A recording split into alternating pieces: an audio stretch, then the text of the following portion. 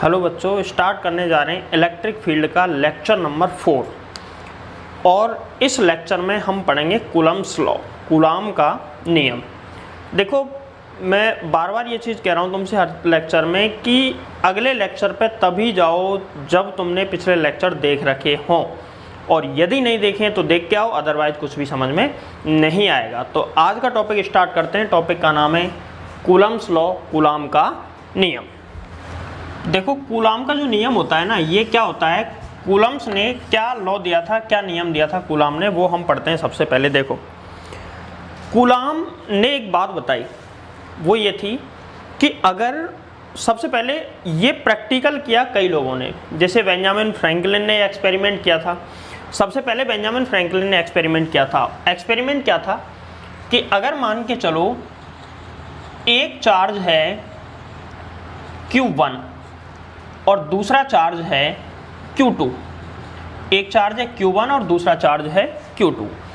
अगर ये एक दूसरे के पास में होते हैं, पास होने का मतलब है कि बिल्कुल पास से कोई लेना देना नहीं है, मतलब थोड़ी बहुत डिस्टेंस पे होते हैं, तो इन दोनों के बीच में या तो अगर ये सेम चार्ज है तो रिपल्सन होगा, प्रतिकर्षण, और यदि अपोजिट चार्ज है, एक पॉजिटिव है और दूसरा नेगेटिव है, तो इनके बीच में अट्रैक्शन होगा, यानी कि आकर्षण।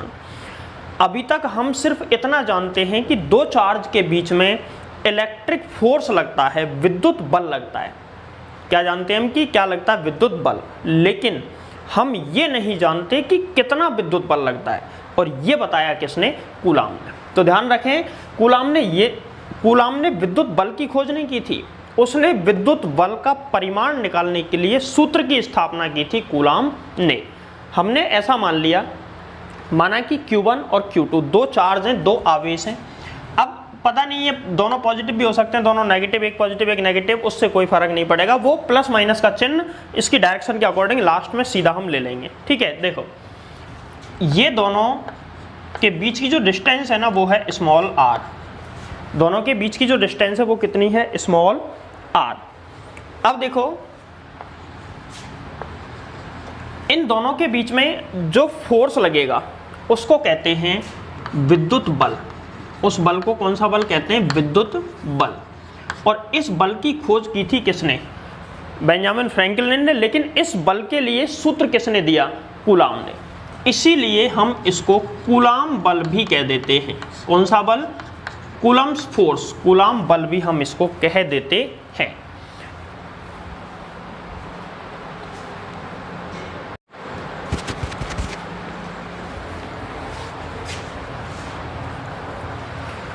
यहां पर दो आवेश हैं, एक है Q1, एक है Q2।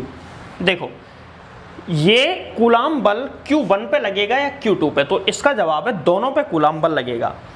ये आवेश इस पे बल लगाएगा और ये आवेश इस पे बल लगाएगा। हम ऐसा मान लेते हैं अभी के लिए कि ये दोनों सेम चार्ज हैं, सेम नेचर में सेम है, मतलब दोनों या तो पॉजिटिव है या दोनों नेगेटिव है। तो ऐसे में क्या होगा? रिपल्सन होगा। रिपल्सन यानी कि प्रतिकर्षण। प्रतिकर्षण, इस पे बल लगेगा इधर की साइड में और इस पे बल लगेगा इस साइड में, मतलब दोनों पे बाहर की ओर बल लगेगा, एक दूसरे से दूर जाने की कोशिश करेंगे। इस पे जो बल लग रहा है इसको मैं नाम दे दूंगा F1। F1 का मतलब है कि ये किस पे बल है? Q1 पे, ड्यू टू Q2, मतलब किसके कारण लग रहा है? 2 के कारण 1 पर बल। तो इसको हम नाम दे देंगे F12। इस पे जो बल लग रहा है वो किस पे बल लग रहा है? Q2 पे लग रहा है, तो F2 ड्यू टू Q1, मतलब F1 यहाँ पे लिख देंगे। अब देखो, कूलाम ने बताया, कूलाम के अनुसार कूलाम ने एक बात बताई कि जो इन दोनों के बीच में जो इलेक्ट्रिक फोर्स लग रहा है, कूलम फोर्स लग रहा है, वो प्रोपोर्शनल होता है Q1 into Q2। Equation number 1। Coulomb के नियम में ज़्यादा टाइम खराब करूंगा नहीं मैं, ये बेसिक सी चीज़ें हैं, इसलिए इनको मैं जल्दी में सीधा फॉर्मूला बता रहा हूँ। बाकी इसमें समझाने को बहुत कुछ है, बहुत लंबा चलेगा टॉपिक। कम से कम 4 lecture back to back Coulomb's law पे ही आएंगे अब। ठीक है, तो देखो, ये equation number 1।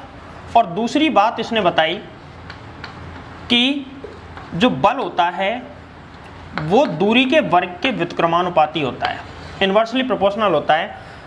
Square of distance between charges. ठीक है, from equation first and second, from equation first and second, ये दोनों इक्वेशंस को आपस में मिला के लिखो, मर्ज कर दो, तो F is proportional to Q1 into Q2 upon में R स्क्वायर। अब देखो प्रोपोर्शनल हटेगा, कांस्टेंट आएगा, कांस्टेंट आएगा तो F equal to K Q1 Q2 upon में स्मॉल R स्क्वायर। ये आ गया हमारा कूलम्स फोर्स का फॉर्मूला। किसका फॉर्मूला है? कूलम बल, या फिर इसको कह सकते हैं विद्युत बल का फॉर्मूला बिटवीन टू चार्जेस, दो आवेशों के मध्य लगने वाला कूलम बल। कितना? F बराबर K Q1 Q2 अपॉन में R स्क्वायर। अब ये कूलम बल है। यहाँ पे सबसे पहले तो ये समझो कि K क्या है। यहाँ K है, या तो इसको कहो विद्युत बल नियतांक, विद्युत बल नियतांक, या फिर इसको हम कह सकते हैं कूलम बल नियतांक, कूलम बल नियतांक भी हम इसको कह सकते हैं। अब ये तो है विद्युत बल नियतांक या कूलम बल नियतांक, और नियतांक का मतलब होता है कांस्टेंट। नियतांक का मतलब क्या होता है? कांस्टेंट। लेकिन एक बात याद रखना, ये हमेशा कांस्टेंट भी नहीं होता है। तो K का मान, ब्रैकेट में इस चीज को लिख देंगे, K का मान हमेशा नियत नहीं होता है, नहीं होता है।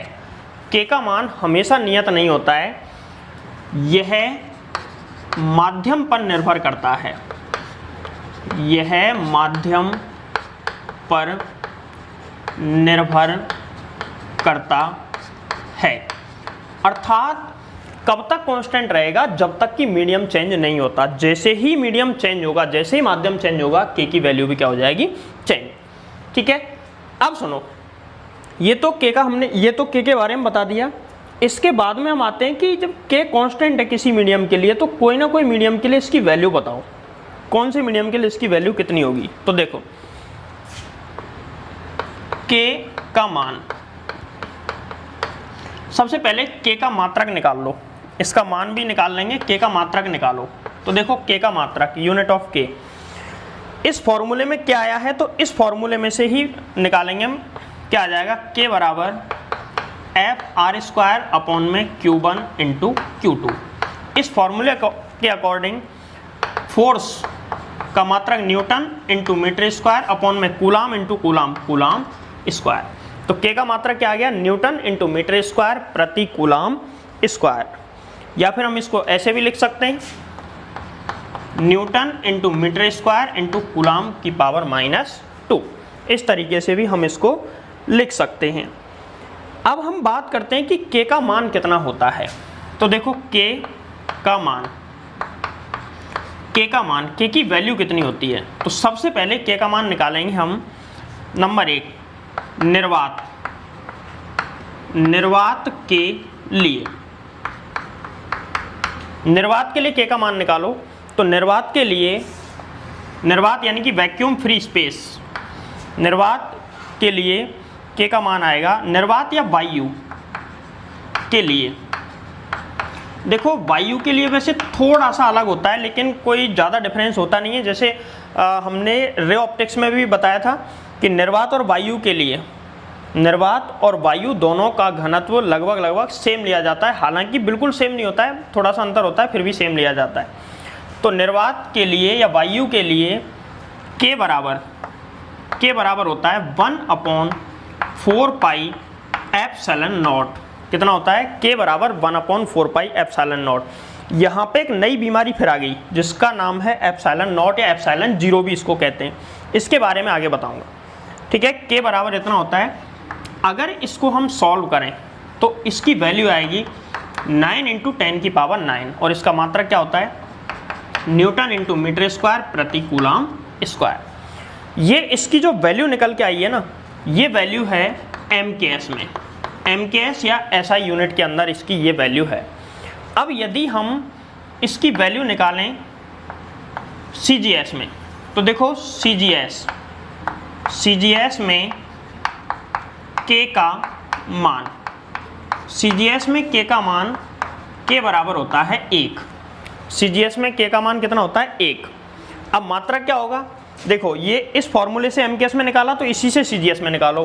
बल का मात्रक क्या होता है डाइन इंटू इसका मात्रक सेंटीमीटर स्क्वायर अपॉन में Q1 into Q2 state coulomb या ESU का होल स्क्वायर। तो ये इसका मात्रक आ गया CGS, सॉरी ये के का मान आ गया CGS पद्धति में जो कि 1 होता है। इसका कहीं भी काम नहीं पड़ेगा, इसका हर जगह काम पड़ेगा। ठीक है, अब यहाँ पे देखो के का मान निकाला निर्वात के लिए। अब हम निकालते हैं के का मान। पहले इसमें एक चीज़ और समझ लो, यहाँ एप्सिलॉन नॉट जो है, एप्सिलॉन नॉट ये एक कांस्टेंट है। क्या है कांस्टेंट, जिसे कहते हैं फ्री स्पेस यानी कि निर्वात की विद्युतशीलता। इसको क्या कहते हैं, निर्वात की विद्युतशीलता। इसे निर्वात की विद्युतशीलता भी कहा जाता है।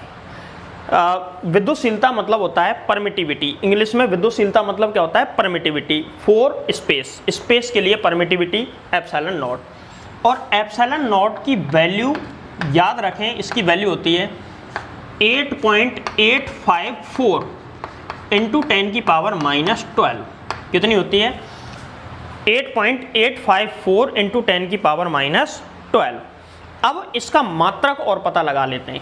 तो देखो एप्सिलॉन नॉट का मात्रक, तो इसका मात्रक यहाँ से इसी फॉर्मूले, इस फॉर्मूले में के की जगह पे हम अगर ये वैल्यू लिखें 1/4 पाई एप्सिलॉन नॉट, तो के बराबर यहाँ से, सॉरी जो फोर्स का फॉर्मूला ये वाला, इसमें के की जगह पे लिख दो 1/4 पाई एप्सिलॉन नॉट। और जहाँ से एप्सिलॉन नॉट को हम निकालते हैं इसकी वैल्यू, देखो एप्सिलॉन नॉट या फिर फॉर्मूला क्या था, एफ बराबर के की जगह लिख रहा हूँ 1/4 pi epsilon not into Q1 into Q2 upon R square.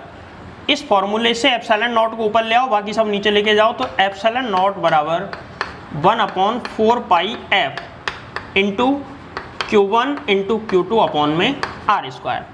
तो एप्सिलॉन नॉट का मात्रक, इसका मात्रक क्या निकल के आया, देखो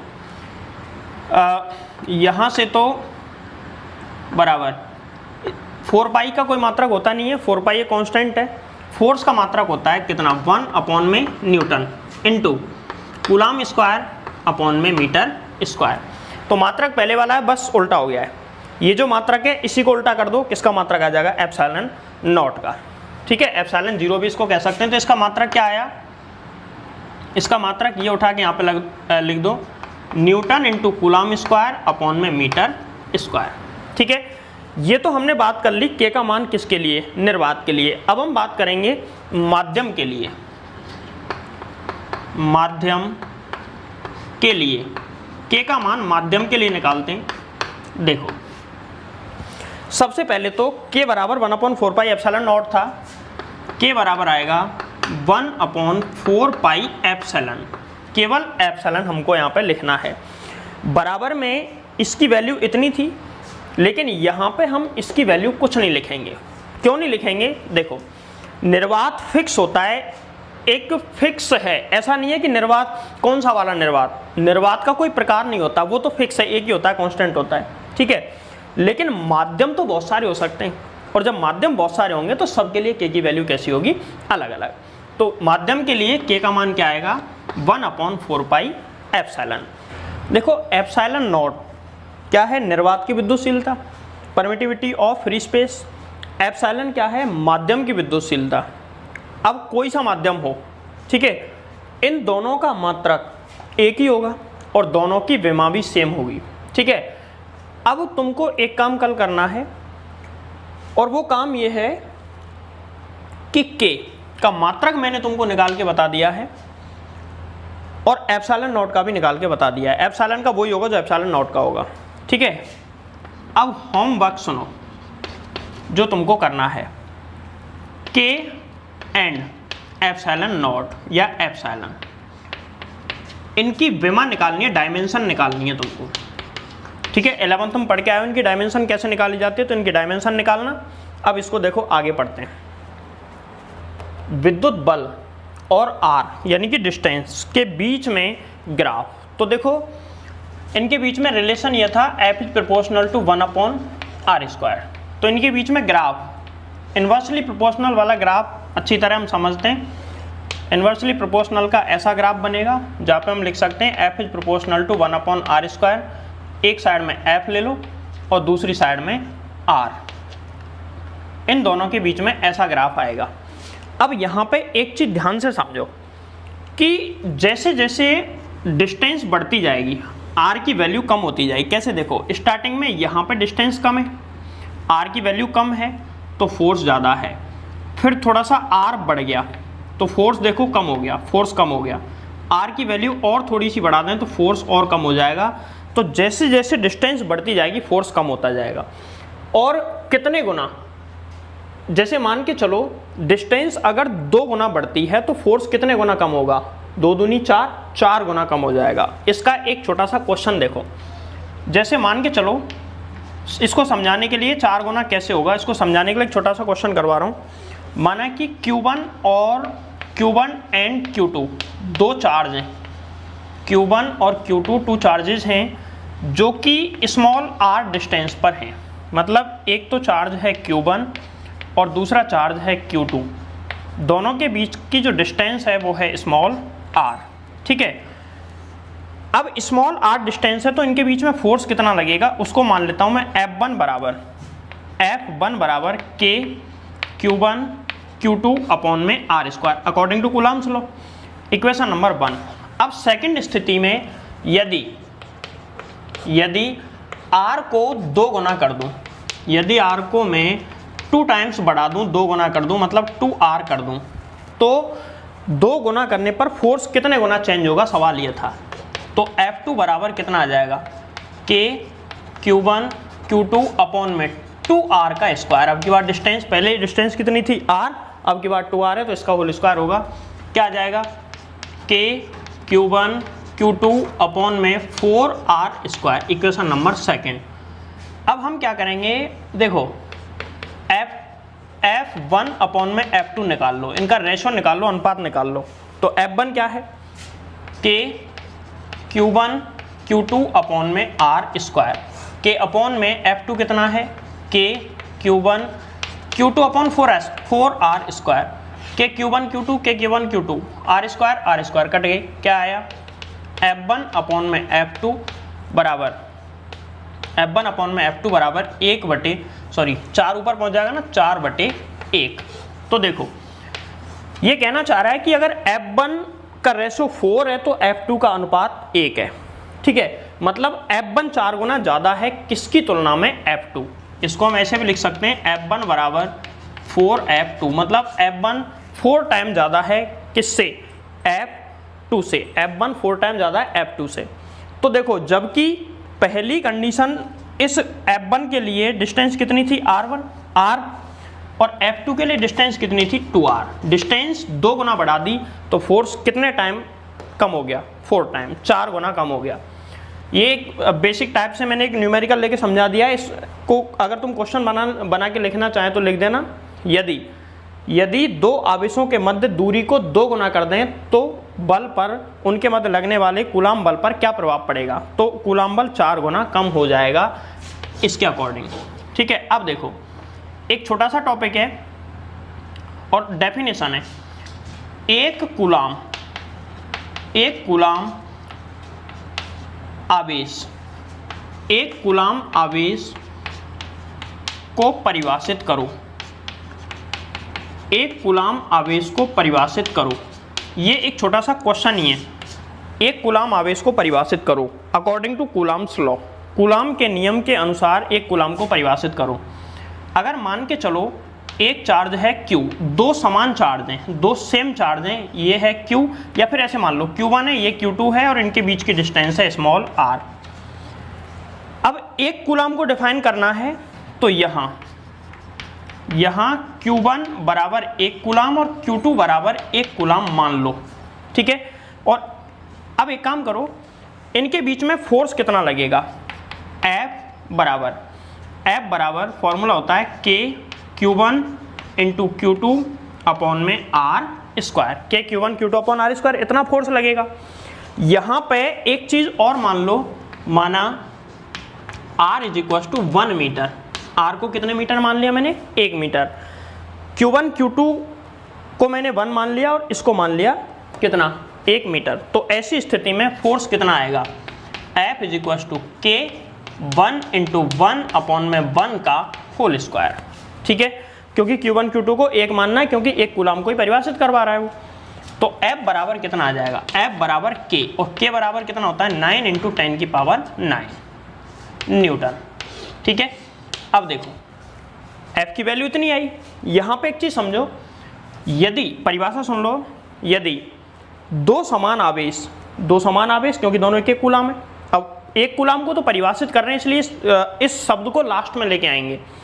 यदि दो समान आवेश 1 मीटर दूरी पर रखे हों, यदि दो समान आवेश 1 मीटर दूरी पर रखे हों और इनके बीच में लगने वाला कूलाम बल या विद्युत बल 9 इंटू 10 की पावर 9 न्यूटन हो, तो आवेशों का परिमाण 1 कूलाम होगा। यही 1 कूलाम की परिभाषा है अकॉर्डिंग टू कूलाम्स लॉ, ठीक है। वापस परिभाषा बोल रहा हूं, लिख लेना इसके बाद में।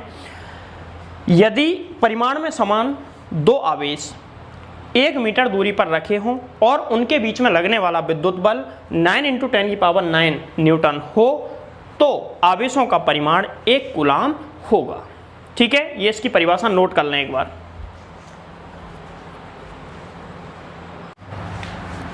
देखो अगले टॉपिक पे आते हैं, कूलाम के नियम का सदिश निरूपण, vector representation of Coulomb's law. तो इंग्लिश वाले लिख लें, vector representation of Coulomb's law. Coulomb के नियम का सदिश निरूपण हम करेंगे, और क्यों करेंगे पहले तो ये सुनो भाई। कूलाम का नियम है ठीक है, लेकिन इसका सदिश निरूपण क्यों। देखो आवेश सदिश राशि है अदिश, आवेश कैसी राशि है, अदिश राशि, लेकिन आवेश की वजह से जो विद्युत बल लगता है वो कैसी राशि है, सदिश या अदिश। तो वो कैसी राशि है, सदिश, क्योंकि विद्युत बल कोई सा ही हो, विद्युत बल हो चाहे गुरुत्वाकर्षण बल हो, बल हमेशा कैसी राशि होती है, सदिश राशि। इसीलिए हम करेंगे सदिश निरूपण। तो सदिश निरूपण का जो निष्कर्ष है वो तो लास्ट में लिखेंगे, सब क्यों किया है ये, लेकिन सबसे पहले हम मानते हैं, ऐसा मान लेते हैं कि माना Q1 एंड Q2 दो चार्ज हैं जो कि स्मॉल r डिस्टेंस पर हैं, जो कि कितने डिस्टेंस पर हैं, स्मॉल r। ये किसी निर्देश तंत्र में हैं, ये किसी फ्रेम में हैं, ये किसी फ्रेम में हैं, फ्रेम ऑफ रेफरेंस निर्देश तंत्र में है। देखो एक निर्देश तंत्र माना सबसे पहले, फ्रेम ऑफ रेफरेंस। इस निर्देश तंत्र में कोई दो आवेश जो कि हमने माने हैं, एक तो है Q1 और दूसरा आवेश है Q2, Q1 and this is Q2। इन दोनों आवेशों, ये इनका ओरिजिन है, मूल बिंदु है, मूल बिंदु से इनके स्थिति सदिश लिए जाते हैं, पोजीशन वेक्टर्स। तो इसका पोजीशन वेक्टर है R1 वेक्टर, इसका पोजीशन वेक्टर है R2 वेक्टर, ठीक है। ये R1 वेक्टर और ये वाला है R2 वेक्टर, और इसको मिलाने पर ये होगा इनका डिस्प्लेसमेंट वेक्टर, यानी कि विस्थापन सदिश। और इनके बीच की डिस्टेंस या डिस्प्लेसमेंट कितना दिया है, सीधी दूरी है, तो डिस्टेंस डिस्प्लेसमेंट बराबर होंगे, ये है R। अब एक चीज देखो, हम 11th में जहां वेक्टर पढ़ के आए हैं मैकेनिक्स के अंदर, अगर तुम में से किसी को मैकेनिक्स का वेक्टर पार्ट अगर किसी का कमजोर है तो ये टॉपिक उसको समझ में कम आएगा भाई। फिर भी मैं कोशिश करूंगा कि इसमें बेसिक चीजें तुमको बता दूं, ठीक है। देखो वेक्टर में एक सदिश त्रिभुज नियम था, उस नियम के अकॉर्डिंग यहां पे देखो, अगर मैं R ये जो डिस्टेंस है इसको मैं इस साइड में लेता हूं Q1 से Q2 की तरफ, तो ये डिस्टेंस कहलाती है वेक्टर फॉर्म में R21 वेक्टर। और अगर मैं ऊपर की तरफ लेता हूं Q2 से Q1 की तरफ, तो ये कहलाती है R12 वेक्टर, ठीक है।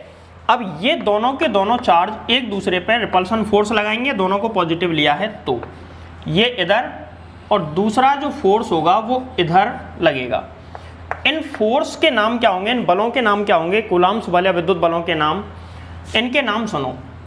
ये जो फोर्स है वो किस पे लग रहा है, Q1 पे, ड्यू टू Q2, तो यहां पे F12 वेक्टर और ये वाला आ जाएगा F21 वेक्टर। ठीक है, देखो यहां सबसे पहले निकालते हैं Q2 द्वारा Q1 पर बल या कूलाम बल या विद्युत बल, जिसको हमने क्या लिया है, F12 वेक्टर, इसकी वैल्यू हमको पहले निकालनी है। तो Q2 द्वारा Q1 पर बल F12 वेक्टर, तो देखो कूलाम्स लॉ के अकॉर्डिंग F12 वेक्टर बराबर कितना आ जाएगा, K Q1 Q2 अपॉन में R स्क्वायर, ये आना चाहिए। लेकिन हम वेक्टर फॉर्म में निकाल रहे हैं सदिश रूप में, और सदिश रूप में दिशा भी आनी चाहिए। तो दिशा के लिए हम क्या करेंगे, देखो R की वैल्यू वेक्टर फॉर्म में लेंगे और वेक्टर रूप में F12 की डायरेक्शन में कौन है, R12 है या R21 है, F12 ऊपर है तो यहां से क्या लेंगे, R12, F21 निकालेंगे तो क्या लेंगे, R21 इसकी डायरेक्शन में। ठीक है, तो यहां पे लेंगे R क्या 12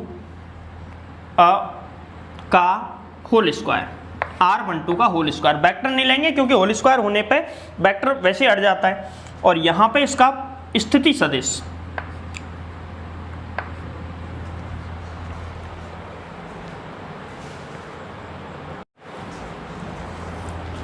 साथ में इसका लिया जाएगा एकांक सदिश R12 कैप।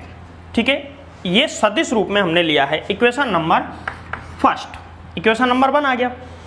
अब देखो यहां से अब दूसरा निकालते हैं, Q1 द्वारा Q2 पर बल, Q1 द्वारा Q2 पर बल निकालो। तो Q1 द्वारा Q2 पर बल, Q1 द्वारा Q2 पर बल कौन सा है, F21, ये कौन सा है, F21 और वेक्टर, F21 वेक्टर निकालो, F21 वेक्टर बराबर K Q1 Q2 अपॉन में डिस्टेंस देखो कौन सी लेंगे, F21 के लिए लेंगे R21, तो R21 का whole square into R21 cap. ठीक है, अब देखो इक्वेशन नंबर 1, इक्वेशन नंबर 2। अब वेक्टर के अंदर हमने पढ़ा था, सिंस R12 वेक्टर बराबर होता है R1 vector minus R2 vector, ऐसे ही हम निकालें R21 वेक्टर बराबर R2 vector minus R1 vector, ये हमने वेक्टर के अंदर पढ़ा है। इन दोनों के हिसाब से हम इसको ऐसे लिख सकते हैं क्या, देखो इसमें से माइनस कॉमन ले लूं तो क्या आ जाएगा, R12 वेक्टर बराबर माइनस R21 वेक्टर, बोलो हाँ या ना। अगर मैं इसमें से माइनस कॉमन ले लूं तो ये क्या आएगा, R1 माइनस R2, माइनस बार बचेगा, और फिर R1 माइनस R2 की जगह में क्या लिख सकता हूं, R21, तो R21 बराबर माइनस R12। ठीक है, इसी प्रकार मैं लिख सकता हूं R12 कैप बराबर माइनस R21 कैप, ये एकांक सदिश है तो ये इसके बराबर होता है। अब इक्वेशन नंबर 2 में लिख दो इसकी वैल्यू या फर्स्ट में लिख दो, तो फ्रॉम इक्वेशन फर्स्ट, मैं फर्स्ट में लिख देता हूं क्योंकि मैंने इसकी वैल्यू निकाली है। फ्रॉम इक्वेशन फर्स्ट में इसकी वैल्यू लिखो, तो इक्वेशन फर्स्ट ये रही, देखो यहां पे क्या है, F12 वेक्टर बराबर K Q1 Q2 अपॉन में R21 की जगह मैं क्या लिख सकता हूं, R21 की जगह माइनस R12 की जगह माइनस R21, तो यहां माइनस माइनस होल स्क्वायर हो जाएगा, तो यहां तो कोई फर्क पड़ेगा नहीं, यहां पे आ जाएगा R21 का होल स्क्वायर, और इसकी जगह पे हम क्या लिख देंगे, माइनस R21 कैप। ठीक है, ये देखो F12 वेक्टर बराबर minus K Q1 Q2 upon में R21 का होल स्क्वायर और यहाँ पे आ जाएगा R21 cap. Equation number third. अब इक्वेशन नंबर सेकंड और थर्ड को गौर से देखो, यहाँ पे R21 है और यहाँ पे R12 है, बाकी यहाँ पे K Q1 Q2 upon R21 ये सब सेम है, बस माइनस का अंतर है।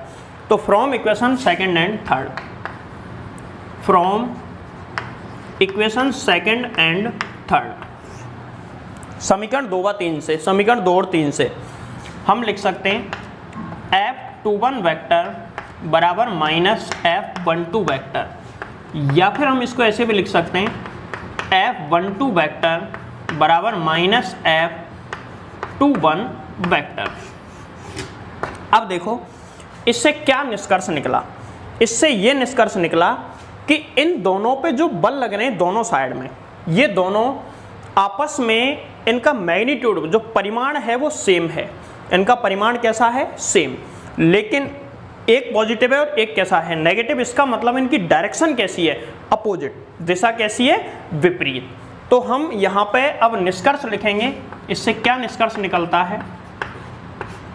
निष्कर्ष में पहला, दोनों आवेश, अब मैं बोल रहा हूँ तुमको निष्कर्ष एज इट इज लिख देना है, दोनों आवेश एक दूसरे पर परिमाण में समान तथा प्रकृति में परिमाण में समान तथा दिशा में विपरीत, परिमाण में समान एवं विपरीत बल लगाते हैं।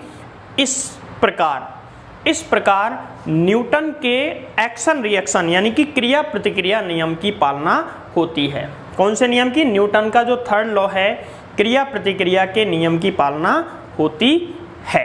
कैसे हुई भाई, ये क्रिया तो अपोजिट डायरेक्शन में प्रतिक्रिया, ये एक्शन तो ये इसका रिएक्शन, और दोनों मैग्नीट्यूड में सेम होते हैं लेकिन अपोजिट होते हैं। तो यहाँ पे भी वही हो रहा है, दोनों फोर्स का जो परिमाण है वो सेम है लेकिन डायरेक्शन दोनों की कैसी है, अपोजिट। तो पहला पॉइंट वापस मैं बोल रहा हूँ, पहला पॉइंट वापस लिख लो। कूलाम का नियम न्यूटन के क्रिया प्रतिक्रिया नियम की पालना करता है क्योंकि दोनों आवेशों पर परिमाण में समान तथा विपरीत बल लगते हैं। ये पहला पॉइंट लिख देंगे। इसके बाद दूसरा पॉइंट, ये इंपॉर्टेंट है, दूसरा पॉइंट इंपॉर्टेंट है, वो सुन लो क्या है। दूसरा पॉइंट ये है कि देखो ये जो फोर्स है ना, दोनों के दोनों फोर्स ये एक ही लाइन पर लग रहे हैं और वो लाइन इन दोनों चार्ज के सेंटर से भी गुजर रही है। दोनों आवेशों का जो केंद्र है उस केंद्र से भी ये लाइन गुजर रही है। जब इस तरीके से एक ही लाइन पे फोर्स लगे और वो फोर्स दोनों आवेशों के केंद्र से गुजरे तो ऐसे बलों को कहते हैं केंद्रीय बल, सेंट्रल फोर्स। कौन से बल, केंद्रीय बल यानी कि सेंट्रल फोर्स। और सेंट्रल फोर्स की विशेषता ये होती है कि ये दूरी के वर्ग के व्युत्क्रमानुपाती होते हैं और ऐसा हमने स्टार्टिंग में पढ़ लिया है। यहाँ पे प्रूव भी हो गई ये चीज़ कि ये जो विद्युत बल है किसका उदाहरण है, केंद्रीय बल का। किसका उदाहरण है, केंद्रीय बल। क्यों, क्योंकि एक ही रेखा में तथा दोनों आवेशों के केंद्र से गुजरने वाले बल होते हैं विद्युत बल, इसलिए इन्हें कौन से बल कहते हैं, केंद्रीय बल। तो आई बात समझ में। यहाँ पे केंद्रीय बलों की विशेषता ये होती है कि दूरी के वर्ग के व्युत्क्रमानुपाती होते हैं, जैसा कि हमने यहाँ पे स्टार्टिंग में पढ़ा था। ठीक, देखें अगले टॉपिक पे आते हैं, कूलाम बल एवं गुरुत्वाकर्षण बल में अंतर। कूलाम बल यानी कि विद्युत बल और दूसरा है ग्रेविटेशनल फोर्स, गुरुत्वाकर्षण बल। इन दोनों में कौन कौन से मेजर डिफरेंस हैं, दोनों में अंतर कौन कौन से, वो हमको पढ़ने हैं। तो देखो सबसे पहले तो हम आते हैं, कूलाम बल विद्युत बल है तो इसको मैं F E से डिनोट कर देता हूँ, इलेक्ट्रिक फोर्स, और इसको गुरुत्वाकर्षण को F G ग्रेविटेशनल फोर्स। तो पहला अंतर सुनो, पहला अंतर दोनों में ये है कि F E जो विद्युत बल होता है इसकी प्रकृति आकर्षण प्लस प्रतिकर्षण कोई सी भी हो सकती है, आकर्षण भी हो सकता है और प्रतिकर्षण भी हो सकता है। तो विद्युत बल आकर्षण एवं प्रतिकर्षण दो प्रकार का होता है, जबकि गुरुत्वाकर्षण बल केवल और केवल आकर्षण ही होता है। गुरुत्वाकर्षण में दो वस्तुएं एक दूसरे को, दो द्रव्यमान युक्त पिंड एक दूसरे को केवल आकर्षित करते हैं, प्रतिकर्षित कर ही नहीं सकते। लेकिन विद्युत बल या कूलाम बल में दो आवेश एक दूसरे को आकर्षित भी कर सकते हैं और एक दूसरे को प्रतिकर्षित भी कर सकते हैं। अब हम आते हैं दूसरा मेजर डिफरेंस क्या है। देखो, जो विद्युत बल है ना Fe, विद्युत बल माध्यम पर निर्भर करता है, माध्यम पर निर्भर करता है, क्योंकि हमने अभी अभी पढ़ा कि जो इसमें K है ना वो यूनिवर्सल नहीं है, यूनिवर्सल कांस्टेंट नहीं है, not equal to universal constant. जो K है ना वो यूनिवर्सल कांस्टेंट नहीं होता है, वो किसी एक माध्यम के लिए कांस्टेंट होता है। माध्यम नहीं बदलेगा तब तक K नहीं बदलेगा, माध्यम बदलते ही ये चेंज हो जाएगा। लेकिन अगर हम गुरुत्वाकर्षण बल की बात करें तो गुरुत्वाकर्षण बल के अंदर ग्रेविटेशनल जो फोर्स कांस्टेंट होता है G, यह या G छोड़ो, गुरुत्वाकर्षण बल माध्यम पर निर्भर नहीं करता है, माध्यम पर निर्भर नहीं करता है। मतलब यह है कि अगर दो आवेश हैं उनके बीच में पानी में अलग बल लगेगा, वायु में अलग बल लगेगा और किसी माध्यम में अलग बल लगेगा। लेकिन अगर कोई दो पिंड लें जिनका दो कोई बॉडी ले ली जिनका कोई फिक्स मास है, अगर उनको हम सेम डिस्टेंस पे अलग अलग मीडियम में रखें तो उनके बीच में लगने वाले फोर्स में कोई अंतर नहीं होगा, सेम लगेगा। इसका मतलब ग्रेविटेशनल जो फोर्स है ना वो माध्यम पर निर्भर नहीं करता है, जबकि इलेक्ट्रिक फोर्स माध्यम पर निर्भर करता है। अब हम आते हैं नेक्स्ट डिफरेंस। तो देखो नेक्स्ट डिफरेंस ये है, अगर हम बात करें विद्युत बल में, विद्युत बल के लिए कांस्टेंट होता है K, निर्वात के लिए इसकी वैल्यू होती है 9 × 10⁹ न्यूटन इंटू मीटर स्क्वायर प्रति कूलाम स्क्वायर। लेकिन अगर हम गुरुत्वाकर्षण की बात करें तो Fg ग्रेविटेशनल फोर्स के अंदर कांस्टेंट आता है कैपिटल G, और कैपिटल G बराबर कितना होता है 6.67 × 10⁻11। कितना होता है 6.67 × 10⁻11। इसका मात्रक भी याद होगा तुमको, न्यूटन इंटू मीटर स्क्वायर प्रति किलोग्राम स्क्वायर। कैसे आया देखो, इन दोनों के फॉर्मूले में बता देता हूँ। Fe बराबर क्या होता है K⁴1 Q2 अपॉन में R², और Fg बराबर ग्रेविटेशनल फोर्स का फॉर्मूला क्या होता है capital G m1 × m2 upon में R²। तो देखो फोर्स की जगह तो फोर्स है, यहाँ पे चार्ज आ गया है और यहाँ पे डिस्टेंस, यहाँ पे डिस्टेंस, और यहाँ पे चार्ज की जगह क्या आएगा मास। तो चार्ज का मात्रा कूलाम स्क्वायर और मास का मात्रा क्या होता है किलोग्राम स्क्वायर। इसका कूलाम स्क्वायर, इसका किलोग्राम स्क्वायर, यही चेंज है, बाकी इसमें कोई परिवर्तन नहीं है। तो मुख्य रूप से तीन अंतर हैं किसमें, कूलाम बल और गुरुत्वाकर्षण बल के अंदर। इनको अपनी लैंग्वेज में या फिर दोनों साइड में लाइन खींच के जैसे भी तुम चाहो बना सकते हो, और इसको स्क्रीनशॉट ले लो जल्दी से। अगला टॉपिक है कूलाम नियम की कमियां, या फिर कमियों को हम सीमाएं भी लिख सकते हैं। कूलाम नियम की सीमाएं या लिमिट्स, क्या क्या कमी है कूलाम्स लॉ के अंदर। देखो सबसे पहली कमी ये है कि यह नियम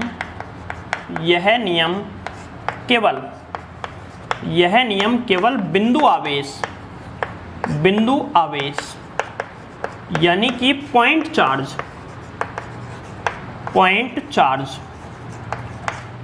के लिए ही सत्य है। यह नियम केवल पॉइंट चार्ज के लिए सत्य है। तो किसके लिए सत्य नहीं है, यह बड़े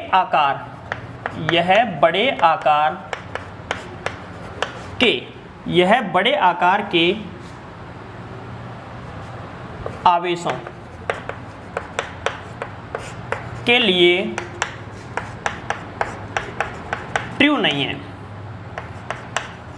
सत्य नहीं है।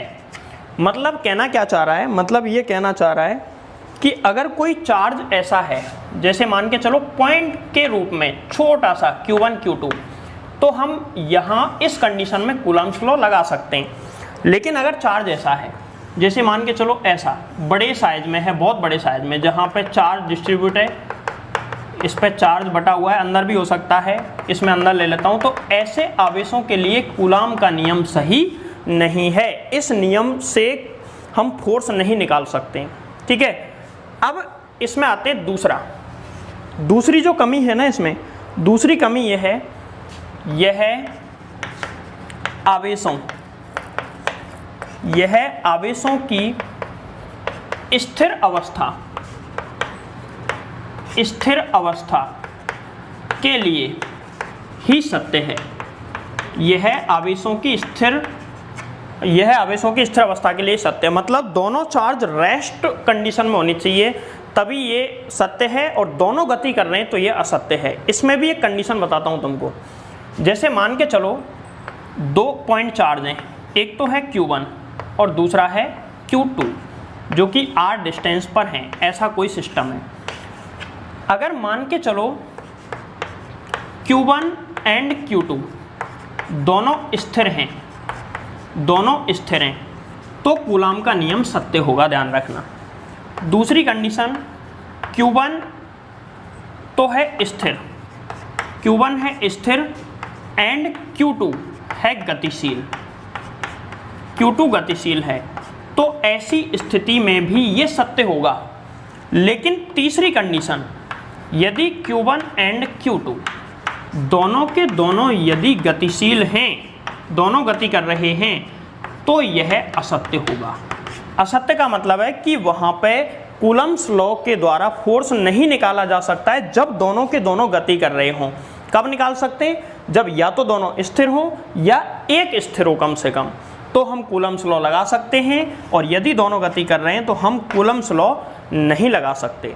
अब आते हैं, ये 2 कमियां हो गई। तीसरी कमी कूलम्ब्स लॉ की यह है कि यह दो आवेशों के मध्य 10⁻⁻15 मीटर से कम दूरी के लिए सत्य नहीं है। मतलब अगर 2 चार्ज हैं, देखो इधर, इसको विद्युत बल की परास भी बोलते हैं। तो विद्युत बल की जो परास है वो कितनी होती है, अभी बताता हूँ। देखो, अगर एक आवेश है ये रहा Q1, एक आवेश है ये रहा Q2, ठीक है, Q1 Q2, और इन दोनों के बीच की दूरी R है। अगर R का मान इतना या इससे भी कम हुआ तो वहाँ पे विद्युत बल नहीं लगेगा। ध्यान रखना, वहाँ पे विद्युत बल नहीं लगेगा। ये कब लगेगा? ये लगेगा 10⁻⁻15 मीटर से लेकर अनंत तक दूरी अगर है तो विद्युत बल लगेगा, और यदि दूरी इससे कम है तो विद्युत बल नहीं लगेगा। तो विद्युत बल नहीं लगेगा तो कौन सा बल लगेगा? विद्युत बल नहीं लगेगा तो कौन सा बल लगेगा, और क्यों लगेगा? देखो, हमने पढ़ा है कि कोई नाभिक का जो साइज होता है ना, वो कितना होता है? 10⁻⁻15 मीटर होता है। एक आवेश यहाँ पर है Q1 और एक आवेश यहाँ पर है Q2, और ये 10⁻⁻15 मीटर या उससे कम डिस्टेंस पे आ गए।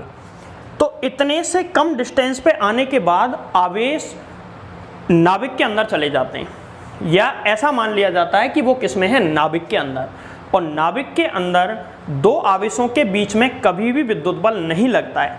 2 आवेशों के बीच में हमेशा 2 आवेश या अनावेशित कण, जितने भी कण हैं नाभिक के अंदर, सबके बीच में विद्युत बल ना लग के लगता है नाभिकीय बल, न्यूक्लियर फोर्स, ठीक है। तो इनके बीच में नाभिकीय बल लगेगा, विद्युत बल नहीं लगेगा। विद्युत बल कब लगेगा? जब इनके बीच का गैप, जैसे ये नाभिक है, एक यहाँ पर है Q1, एक यहाँ पर है Q2, अब इनके बीच विद्युत बल लगेगा क्योंकि नाभिक में नहीं है, ठीक है। तो आ रही है बात समझ में?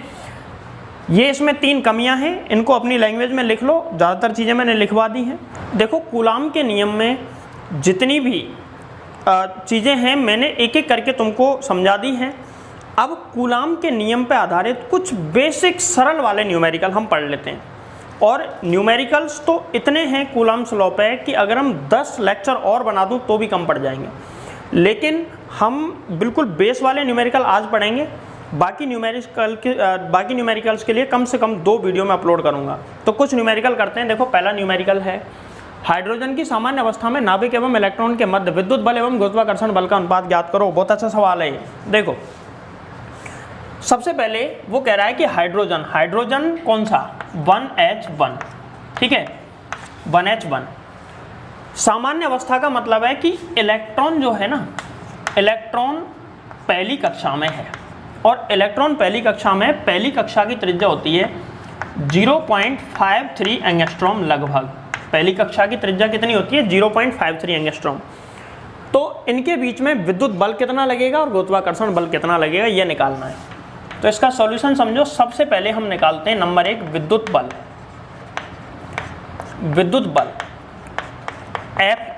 F ही निकाल लेते हैं, विद्युत बल। तो देखो यहाँ पे एक्चुअल में कैसे होगा, जो 1H1 का नाभिक होता है ना, उसमें केवल एक प्रोटॉन होता है, ना कोई न्यूट्रॉन होता है। न्यूट्रॉन वगैरह कुछ नहीं होता, केवल एक प्रोटॉन होता है। और एक प्रोटॉन के चारों तरफ कौन घूम रहा होता है, इलेक्ट्रॉन। यहाँ पे इलेक्ट्रॉन और यहाँ पे प्रोटॉन। इन दोनों के बीच की त्रिज्या स्मॉल r जो कि कितनी है, 0.53 एंगस्ट्रॉम। अब विद्युत बल निकालते हैं। तो विद्युत बल का फॉर्मूला होता है F बराबर K Q1 Q2 अपॉन में R स्क्वायर, F ई बराबर। तो F ई बराबर K, Q1 का मान है E इंटू Q2 यानी कि प्रोटॉन का आवेश भी कितना होता है, E, अपॉन में R स्क्वायर। R कितना है, 0.53 एंगस्ट्रॉम को मीटर में बदलेंगे, 10⁻−10 का गुणा हो जाएगा, इनटू में का कर देंगे होल स्क्वायर। अब E की वैल्यू पुट करो। यहाँ पे देखो K E स्क्वायर हो गया, E इंटू E, तो E का मान लिख दो 1.6 इंटू 10 की पावर -19 का होल स्क्वायर, अपॉन में K की वैल्यू भी लिखी दो, 9 इंटू 10 की पावर 9, अपॉन में 0.53 इंटू 10 की पावर -10 का होल स्क्वायर। और हमको ये सॉल्व करना है। तो देखो F ही बराबर, सबसे पहले तो 9 इंटू 1.6 इंटू 1.6 अपॉन में 0.53 इंटू 0.53। अब 10 की पावर्स को एक साथ सॉल्व कर लो। तो यहाँ पे देखो 10 की पावर 9 और 90 का स्क्वायर करेंगे तो कितना हो जाएगा, 38। यहाँ पे ये कितना हो जाएगा, 38, नेगेटिव माइनस के 38 और ये माइनस के 20, ऊपर आके 29, पॉजिटिव हो जाएंगे 29। 38 में से 29 माइनस कर दो तो 10 की पावर कितना बचा, -9। इसको सॉल्व कर लेना, इतने न्यूटन ये आ जाएगा। विद्युत बल तो लगेगा इतना। अब निकालते हैं इनके बीच में ग्रेविटेशनल फोर्स, गुरुत्वाकर्षण बल। तो गुरुत्वाकर्षण बल का फॉर्मूला होता है Fg। सेकंड नंबर पर निकालेंगे हम गुरुत्वाकर्षण बल। तुमसे केवल विद्युत बल निकलवा सकता है तुमसे, ठीक है। तो ये इसको कैलकुलेट कर लेना, ये आंसर आएगा। गुरुत्वाकर्षण बल और इसका अनुपात निकलवा ले तो ये भी निकाल दो। तो Fg बराबर होता है G m1 into m2 upon में R स्क्वायर। तो Fg बराबर G का मान 6.67 इंटू 10 की power -11 into m1 mass of electron का मास 9.1 इंटू 10 की power -31 kilogram into m2 mass of proton 1.67 into 10 की पावर -27 अपॉन में R स्क्वायर। 0.53 का एंगस्ट्रॉम में है, मीटर में बदलो, 10⁻−10, इसका क्या कर देंगे, होल स्क्वायर। Fg बराबर 6.67 इंटू 9.1 इंटू 1.67, इनका गुणा करो, नीचे इंटू करना है 0.53 इंटू 0.53। 10 की पावर्स को सॉल्व करो। देखो यहाँ पे ऊपर नेगेटिव कितने हो गए, 31 और 11, 42 और 27, 42 और 27, चलो 42 और इसको 20 हो गया, 42 में सीधा 7 ऐड कर दो, 10 की पावर माइनस 42 और 7 कितना हो गया, 49 न्यूटन। अगर हमको अनुपात निकालना है तो कर दो गुणा भाग, इनका भाग कर दो, एफ ई अपॉन में एफ जी बराबर, इसमें इसका भाग लगा लो और मुझे बताओ आंसर कितना आया। सॉल्व करना है इसका और आंसर मुझे बताना कि एग्जैक्ट आंसर कितना आ रहा है इसका। ये सवाल है, इस तरीके से इसको हल करेंगे। एफ ई की वैल्यू ये रही, जहाँ पे ये तो कट ही जाएंगे नीचे वाले, तो इसका इसमें भाग लगेगा इसका, जिसमें भी कुछ कट रहा है क्या, 1.6 और 1.67 लगभग काट सकते हैं, वैसे कटेंगे तो नहीं एग्जैक्ट, बट लगभग काट सकते हैं। और बाकी 10 की पावर 9 जो भी गुणा करके आए मुझे बताना। एक क्वेश्चन, दूसरा क्वेश्चन, ये क्वेश्चन भाई साहब आईआईटी के पेपर में पूछा है। क्वेश्चन कुछ नहीं है लेकिन पूछ लिया। ऑप्शन से तो हो जाएगा अगर मैं ऑप्शन दे दूं तो इसके, लेकिन बिना ऑप्शन के नहीं होगा तुमसे। दो आवेश 1 मीटर दूरी पर रखे हैं, इनके मध्य न्यूनतम बल कितना होगा, इनके बीच में मिनिमम फोर्स कितना होगा। इसके लिए हमको क्या करना पड़ेगा, देखो सवाल को लिखते हैं। इसमें आवेश का मान दिया है तुमको, लेकिन वो दिख नहीं रहा। देखो कहाँ कैसे दिखेगा। अगर दो आवेश हैं Q1 Q2, एक है Q1 दूसरा है Q2 और ये दोनों 1 मीटर डिस्टेंस पर हैं, तो यहाँ पे तो है Q1, इधर है Q2, इनके बीच की डिस्टेंस r बराबर 1 मीटर है। तो मैक्सिमम फोर्स कितना होगा वो निकालना है। तो F बराबर formula K Q1 into Q2 upon में R स्क्वायर। यहाँ से देखो F, R का मान 1 है तो मैं सीधा लिख देता हूँ K F बराबर K Q1 Q2। अब मुझे एक बात बताओ, आवेश का न्यूनतम मान कितना हो सकता है किसी वस्तु से पे कम से कम कितना। कल की वीडियो में मैंने बताया था किसी वस्तु पे कम से कम आवेश, भाई R तो कांस्टेंट दे दिया इसने 1 मीटर है, तो फोर्स डायरेक्ट केवल और केवल किस पे निर्भर कर रहा है, चार्ज पे, क्योंकि K भी कांस्टेंट है। तो अगर बल को न्यूनतम लाना है तो देखो जब Q1 एंड Q2 मिनिमम होंगे तो F बराबर आ जाएगा F मिनिमम, तो F भी कैसा आएगा, मिनिमम। और किसी भी चार्ज का मिनिमम से मिनिमम वैल्यू हो सकती है E। एक इलेक्ट्रॉन कम, अगर किसी वस्तु पर आवेश आता है तो कम से कम कितने इलेक्ट्रॉन ट्रांसफर करने की आवेश आ जाए, एक से कम इलेक्ट्रॉन का ट्रांसफर होता नहीं है, एक से ज़्यादा करोगे ज़्यादा आवेश आ जाएगा, कम से कम एक। तो ऐसी स्थिति में Q1 और Q1 बराबर होगा Q2 बराबर E। तो F बराबर इसका आंसर आ गया K E इंटू E, मतलब F बराबर K E स्क्वायर। ये इसका जवाब है। इससे कम फोर्स लगेगा ही नहीं अगर वो 1 मीटर दूरी पर हैं तो। आज के वीडियो लेक्चर में इतना ही, मिलते हैं कल एक नई वीडियो के साथ जिसमें बहुत सारे न्यूमेरिकल हम सॉल्व करेंगे।